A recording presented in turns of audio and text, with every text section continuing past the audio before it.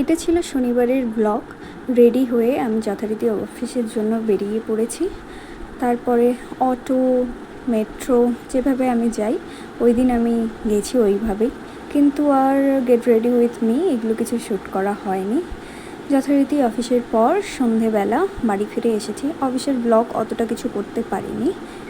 High, এসে গেছি আমি অফিস থেকে এসে আমি ফ্রেশও হয়ে গেছি। আজকে রাতে শ্যাম্পু করে নিলাম, কারণ কালকে সানডে আছে, বাট আমাকে কালকে অফিসে যেতে হবেই।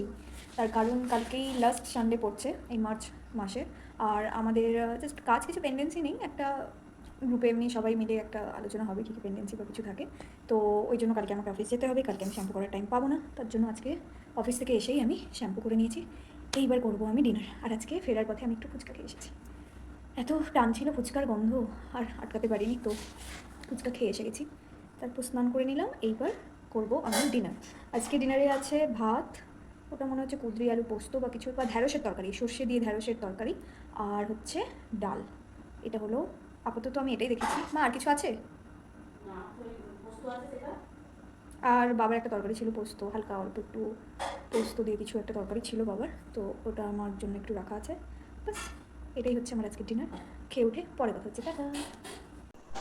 হয়ে গেছে আমার ডিনার। এবার একটু চুলটাকে ঠিকঠাক করে নিই, তারপরেই ঘুমিয়ে যেতে হবে, কারণ কালকে সকালে আবার আমাকে উঠতে হবে। একটু লিখুন।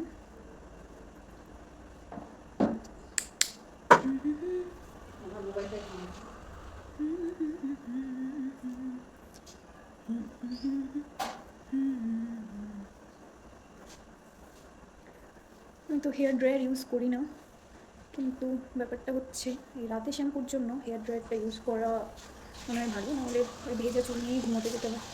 এটা একেবারেই ভালো নয়, বাট এখন বসে বসে চুল শোকানোর মতো এনার্জি আমার নেই, তো আমি এরকমভাবেই ঘুমিয়ে যাবো। যদিও একেবারে ভেজা নেই, হালকা শুকিয়ে এসেছে, ওই জন্য লিভনটা দিলাম। চলো, আই এম অল সেট। টাটা, গুড নাইট, দেখো। Good morning. আজকে রবিবার, উঠে পড়েছি আমি ভোরে। যেখানে 10টায় ঘুম থেকে ওঠার কথা, ওখানে 6:45 নাগাদ ঘুম থেকে উঠতে হলো। যাই হোক, আজকে বাবা চা বানিয়েছিল, চা খেয়ে নিয়েছি। আমার ফ্রেশ হওয়াও হয়ে গেছে, এবার রেডি হবো। This is my outfit today for office.